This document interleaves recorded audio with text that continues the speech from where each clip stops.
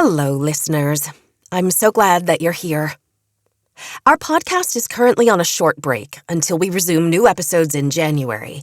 But in the meantime, every first and third Tuesday of the month, we are going to bring back some of our favorite episodes that you might not have heard yet, that explore the art and science of human flourishing.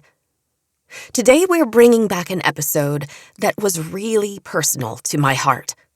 When we welcomed Dr. David Addiss, an expert in public health and preventative medicine, to the program, he shared what he has learned in his long career. He first cared for the health of migrant workers in California, then for 2 decades worked for the Centers for Disease Control, where he focused on managing and eliminating diseases found not in the United States, but in communities of neglected people, largely in the tropics. But it wasn't until he suffered his own health crisis that he developed a deeper understanding of the importance of compassion in healthcare. The conversation is moving and emotional, and it remains one of my most loved episodes. Before we begin today's story, I have a request. Most people find new podcasts through their friends' recommendations, so we'd be very grateful if you would help us reach new audiences. If you can recommend the Stories of Impact podcast with just one friend that you think might love it, we would be so grateful. And now, a story on compassion in healthcare. Welcome to Stories of Impact. I'm writer-producer Tavia Gilbert, and every first and third Tuesday, journalist Richard Sergey and I bring you conversations about the art and science of human flourishing. In today's episode, we welcome Dr. David Addiss, an expert in public health and preventive medicine. Dr. Addiss has spent his career thinking not only about science, but about service. In his early career, he spent years caring for the health of migrants in the San Joaquin Valley of California, then later worked for nearly 2 decades at the Centers for Disease Control in the Division of Parasitic Diseases, where he focused on controlling and eliminating diseases not found in the United States, but in communities of neglected people, largely in the tropics. Dr. Addiss could surely have pursued an easier and more lucrative medical specialty than public health. So what inspired his research today? And why did he choose to spend his career caring for the needs of underserved and neglected people? I was raised Baptist. My father was a Baptist minister. When I was 9 years old, a man named Dan Fountain, who was a medical missionary, a surgeon in the Congo, came and stayed in our house for a couple of days. And he was the most amazing man I'd ever met. And from that day onward, I wanted to grow up to be like Dan Fountain. He had started as a surgeon, a missionary surgeon, and he realized very quickly that he was having limited impact on health conditions in the village and the area where he was working. So he was drawn to public health out of a sense of needing some other tools to actually improve health at the population level. Dan focused largely on the surgery and the public health programs that he developed, but he was motivated out of a sense of service that came from his religious faith. And he understood, I think in many ways, the faith dimensions or the supernatural understanding of disease in the people that he worked with because of that. And he also went to Johns Hopkins, and so I wanted to follow in his footsteps and get trained there. Dr. Addiss's decisions as a medical practitioner have always been guided by his faith, whether that faith is religious or spiritual. I grew away from the church in high school and college, but have always had a strong connection to that faith commitment. I was drawn to a contemplative religious awareness maybe 15, 20 years ago through the writings of Thomas Merton and other contemplative Catholic writers, Henry Nouwen, and have also done some training in Buddhist chaplaincy. So I have an eclectic background, but clearly faith and the religious sensibility really influences my understanding of the world and what I do in the world. Dr. Addiss has turned his focus today to the role of compassion in healthcare. Along with several colleagues, Dr. Addiss is a Templeton World Charity Foundation awardee of TWCF's Grand Challenges for Human Flourishing. His team's focus is to discover the meaning and mechanisms of human flourishing in the context of suffering, to understand how compassion alleviates suffering and promotes flourishing in healthcare settings, and to develop large-scale evidence-based programs to promote compassionate, high-quality national health systems. Though his career has been guided by his willingness to offer compassionate care to his patients, he's only recently begun to consider compassion as a scientific researcher. I suppose that I had thought about compassion in my clinical work. It was part of it, in a sense. It was embedded in it. But I hadn't started thinking about compassion as a motivating force for the whole field of global health, which I have come to see as a sometimes uncoordinated effort to alleviate suffering and now also to promote flourishing. I didn't really start thinking about compassion in medicine or compassion in global health until I was a program officer at the Fetzer Institute and I had left the field of medicine and global health. I started reflecting on the role of compassion in my work as a global health physician. And I realized that I had rarely heard that word in the halls of CDC. And when I would go back to visit my colleagues at CDC, I would ask them over dinner, can you tell me in one word, why are you doing all of this work? What motivates you? When they were willing to play that game, they would whisper words that I did not hear them say in the halls of CDC, words like care, compassion, even love. And the disconnect between what seemed to be motivating all of this work at the personal level and what was in our discourse really struck me. And it was that disconnect that kind of motivated my interest in exploring this hidden gem of compassion that lies at the foundation of a lot of this work. When Dr. Addiss suffered his own health crisis, a herniated disc requiring surgical intervention, and he experienced medicine as a patient rather than a practitioner, his understanding of and interest in the role of compassion were sparked. I had gone without surgery for several months. And the surgery was successful in a sense, but it was a rough process of healing. When I was in the hospital, I got excellent surgical care, clinical care, but I didn't really experience compassion except from one phlebotomist who would come in the middle of the night, usually 2 a.m, ask me to put my arm out so she could draw blood. Our encounter every night was about 2 minutes. But something about her presence communicated to me a sense that I was being seen, communicated a sense that she saw me, even though her job was to draw my blood, she saw me as a person. And that made a big difference to me in terms of how I saw myself and was addressing the suffering I was experiencing. And so as I reflected on flourishing, and particularly the idea that flourishing is a sense of all things going well in all domains of your life, I thought, well, if that's true, how many minutes of my life will I be truly flourishing? Because there's always something that could be better. And I started wondering about flourishing in the context of adversity. And as a physician, I've known people who were at the end of their life, perhaps in great pain, and yet they were flourishing, they were fully alive.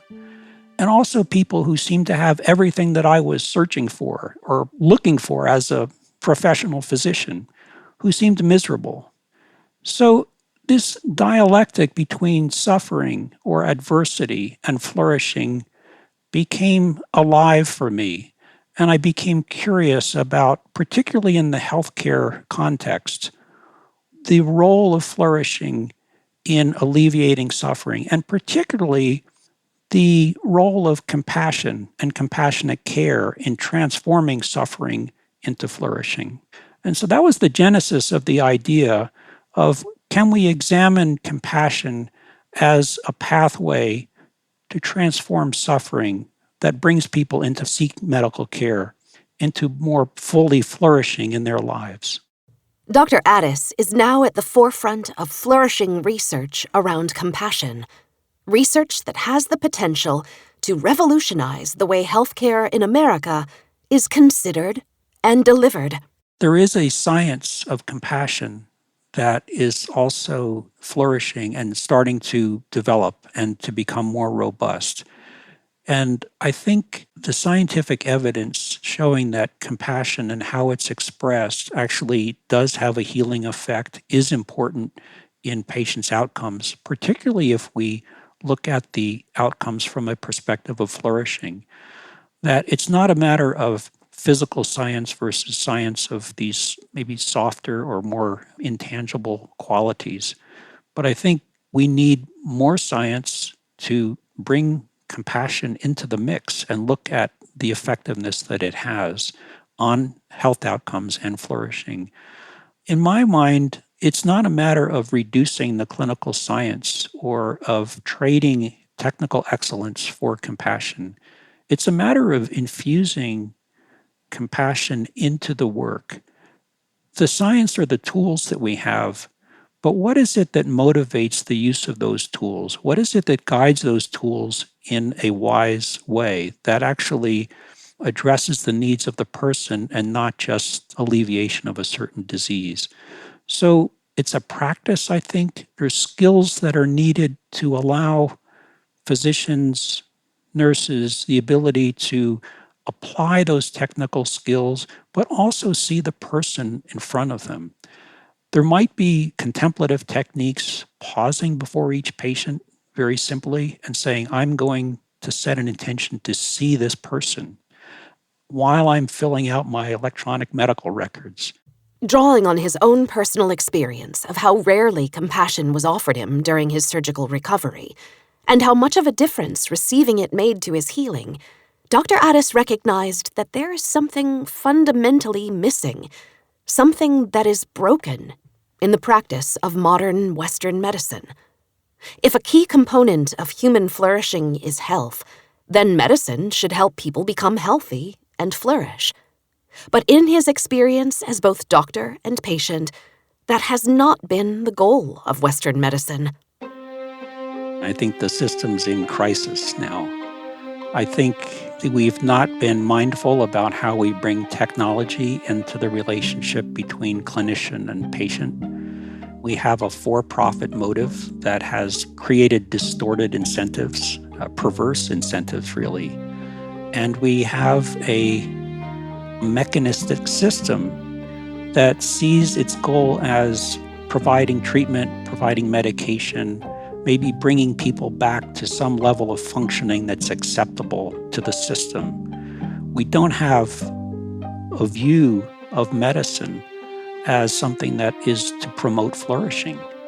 It's an anemic view of what medicine could be. And I think some of the larger systems that we're struggling with, the for-profit healthcare systems, are generally, ultimately incompatible with the full potential role of medicine in promoting human flourishing. If the incentives are to provide wealth for the shareholders, that acts against the investments that are required in medicine and healthcare. It's very clear that compassionate care has benefits for patients, for providers, and even for the system. So it is a bit of a mystery as to why, given that evidence, systems haven't run to become more compassionate. By reimagining medicine or healthcare as promoting flourishing, we move beyond just taking care of the physical domain and also begin to ask, how do we address, in what way can health systems actually address other domains of flourishing, like reimagining meaning and purpose for people who have a stroke or a condition that limits their capacities that they had previously? How do we promote social relationships? The domain of financial stability. Right now, our health system is destabilizing people financially. It's bankrupting them. So by envisioning healthcare as something that is concerned with something beyond the physical, to the mental, the social, use the word spiritual if you like, helping us reframe who we are as people after catastrophic illness. What is our meaning and purpose? What elements of compassionate care do we need to promote? Can we also create environments that allow patients to receive that? And obviously, trust is going to be a huge element there in allowing them to receive compassion. Virtue, I think that's a word that we shy away from in our current sort of secular discourse. I think that's an important word. The great thought that has taken place around issues of compassion, virtue, dignity, that we need to understand at a new level now. I think grasping and bringing these concepts and living these concepts is going to be really important for promoting flourishing in healthcare. It would potentially transform where we invest our funding, where we invest our efforts in medicine, so that we're actually promoting flourishing rather than, in some ways, largely either ignoring flourishing or diminishing it. If we are to transform healthcare into a practice designed to help people flourish, if doctors are to shift from whispering about compassion to confidently embracing that virtue as a part of their medical practice, then we might start by defining what compassion actually is. Compassion is what love does in the presence of suffering or in response to suffering. So we tend to view compassion as having three different elements or components. First, to have a compassionate response to suffering, you have to be aware that it exists. You have to have information, or in the context of public health, data coming in to alert you to the fact that there are human beings who are suffering or in distress. If we turn away from that and say, I don't want to be informed, I just want to live my own life, we're not going to have a compassionate response to that suffering. Ideally, that awareness of suffering in another human being or another sentient being evokes an emotional response. We can call that empathy, the feeling of what the other person is feeling someone's pain. And that ideally, because we want to be in relationship to others, we want to help others, we want to preserve life and support it, that emotion leads us to take action to alleviate the suffering. And so compassion would have these three elements of awareness, empathy, and action. And all three of those elements are important. One shorthand for compassion might be that it's empathy plus action, or at least the desire to act. What else has Dr. Addiss learned from his research about compassion, awareness, empathy, and action in medicine? The ability to receive compassion actually promotes flourishing, self-compassion, and the ability to receive compassion from others. And the ability to receive compassion from others was linked to decreased loneliness, and that decreased loneliness was a mediator in improving quality of life, social quality of life. Action may be being present to someone who's dying or needs someone to listen to them. So the action itself is not some grand project. It may be simply presence. And in many situations, palliative care, hospice care, one's presence is the action that matters the most. In fact, he says that compassion doesn't benefit only the recipient. We tend to think of compassion as giving something and receiving something. But in those moments of deep compassion, the giver and the receiver seem to blend together. There's a relational element that kind of transcends that duality of giving and receiving. Though he recognizes that compassion is not included in the standard of care throughout all specialties of medicine, Dr. Addiss can point to some practice areas that integrate taking the time to offer compassionate care into their day-to-day work. What's been exciting is to see how much already in the last few years flourishing has started to infiltrate the language and the literature of fields of medicine Palliative care is one area that highlights compassion and incentivizes that time, as well as working with patients and families to help direct the course of their treatment. For example, rehabilitation medicine, where they're calling for a reimagination of the whole rehabilitation project to promote flourishing. Rehabilitation medicine is now embracing, in some ways, flourishing as a goal of its work. It's not just patching people up and rehabilitating to somewhere close to where they were before, but what new dimensions of their life can be developed so that they actually flourish, even while perhaps limited. So those might be two bright spots. I don't think, though, that continuing in the way that we're continuing now will make healthcare any better. I think it's going to get worse. So I think what's required is for some people who are imaginative, creative, perhaps with some foundation funding, to demonstrate what this actually looks like in practice and to keep close attention to the economics of that. I would gather that if we're looking at population health and we're looking at health and well-being of populations, that our current system actually is very inefficient and very costly. We could achieve better results with less cost if we were not constrained by the current incentives of a for-profit healthcare system.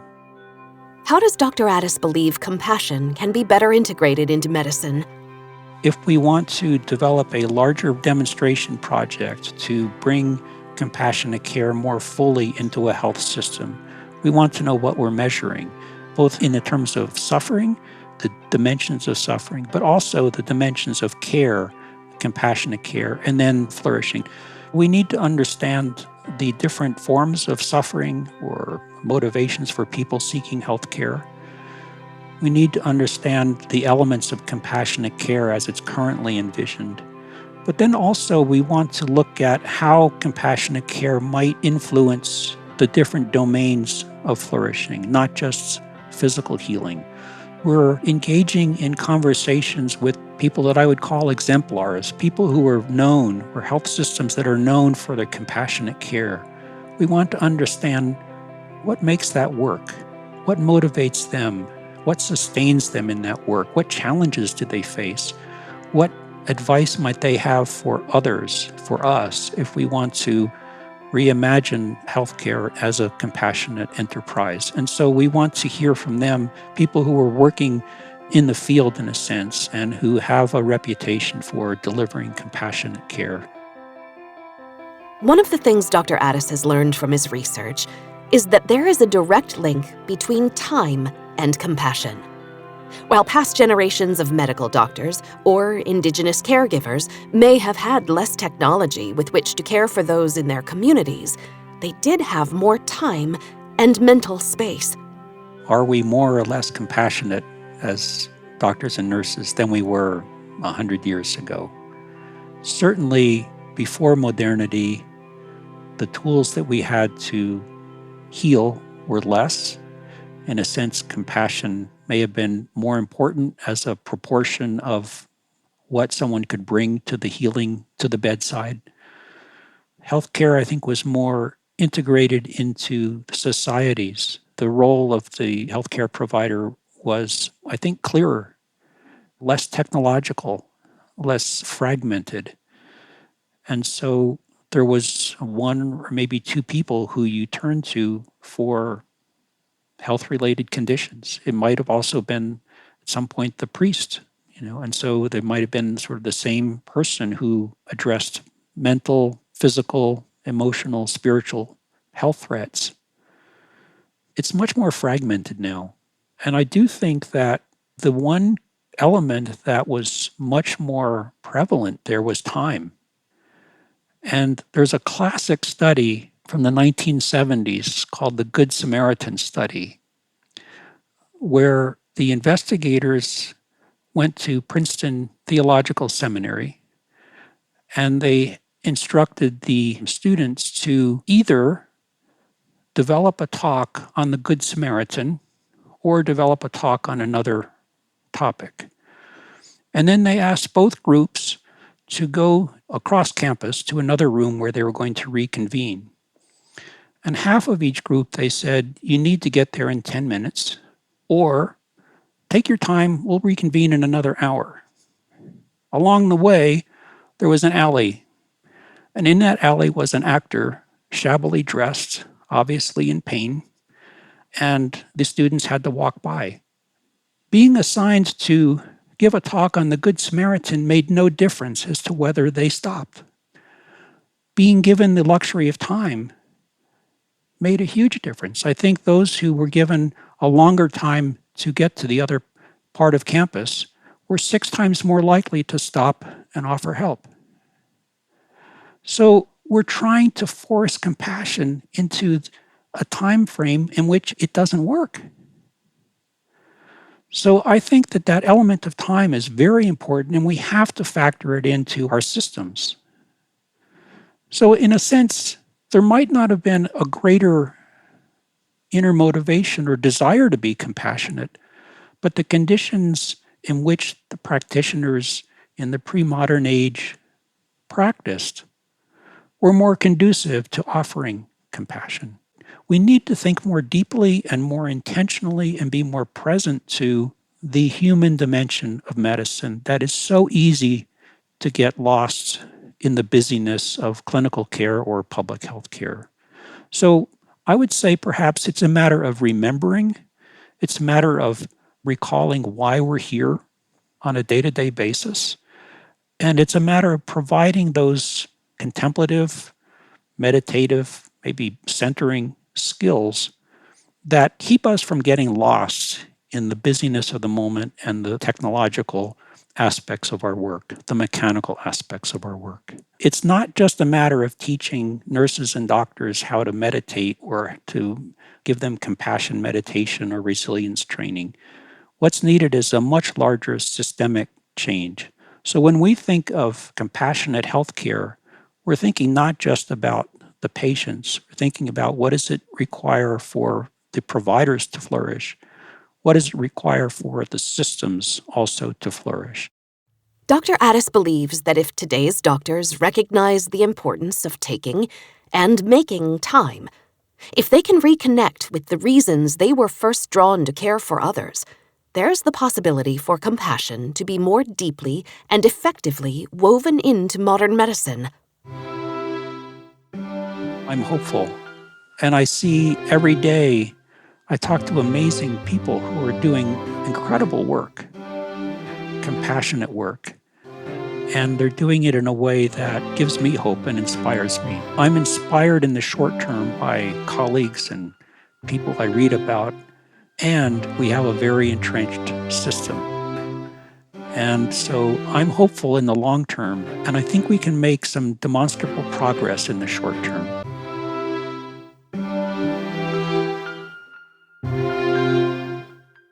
I was so moved by Richard's interview of Dr. Addiss, and at the close of their conversation, chose to share with him why his research about compassion in healthcare is so personal to me.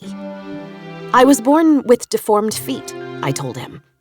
My first corrective foot surgery was when I was just 7 months old, and between 7 months and 29 years old, I had well over a dozen major surgeries, requiring months of healing and rehab every time.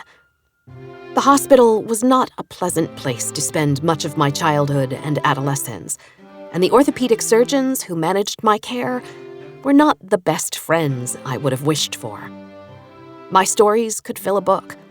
Maybe someday they will. In fact, you can learn more about what I learned from so much physical suffering if you check out my TEDx talk. We'll link to it in the show notes.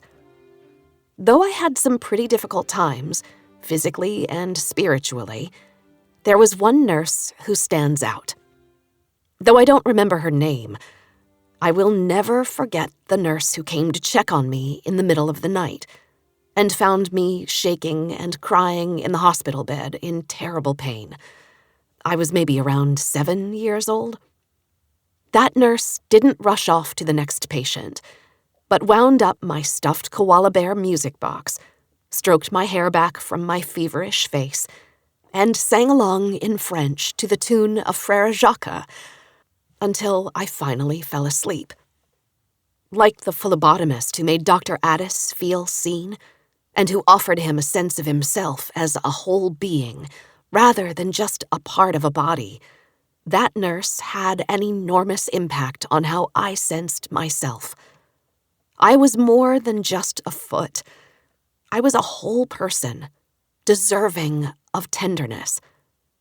Over 30 years later, I can say that she made a profound difference in my life. She was a true healer, and her compassion, her time, and her love will never be forgotten. Wherever you are, dear nurse, thank you. We'll be back in 2 weeks in conversation with Dr. Bree Linkenhooker, who, like Dr. David Addiss, is a TWCF Grand Challenges for Human Flourishing awardee. Her research is about the stories we tell ourselves, how these stories form, and how they influence behavior, well-being, and achievement. I look at science as an incredible human achievement. It's a gift to humanity because it is the best way we have of knowing about the world around us and about how our bodies work, how our brains work, the origins of the universe. Science is the best method that we have for knowing about the world. A healthy society can agree on facts. We can agree on what we know, but we can disagree on our interpretation. We can disagree about how those things came to pass or what we should do about them. But we should fundamentally agree on what we know. And that's not working right now. Our research on the stories that we tell ourselves about science really does suggest that with a few changes in the way that we do science engagement, maybe we could get closer to that place of being able to agree on what we know and what we don't know about science, and then being able to disagree on what to do about it or disagree on the meaning of it. I think that would help us flourish as a society. If you appreciate the Stories of Impact podcast, please follow us and rate and review us. You can find us on Twitter, Instagram, and Facebook, and at storiesofimpact.org. This has been the Stories of Impact podcast with Richard Sergey and Tavia Gilbert. Written and produced by Talkbox Productions and Tavia Gilbert. Senior producer Katie Flood. Music by Alexander Filipiak. Mix and master by Kayla Elrod. Executive producer Michelle Cobb. The Stories of Impact podcast is generously supported by Templeton World Charity Foundation.